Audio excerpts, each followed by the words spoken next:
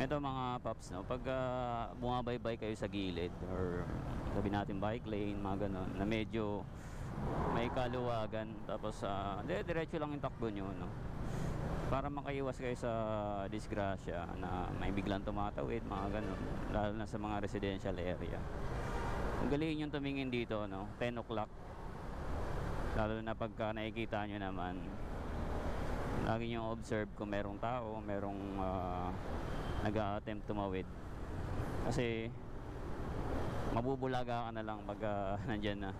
So ayun yung ginagawa ko na para makaiwas sa mga na biglang tumatawid, tapos masagi mo na lang.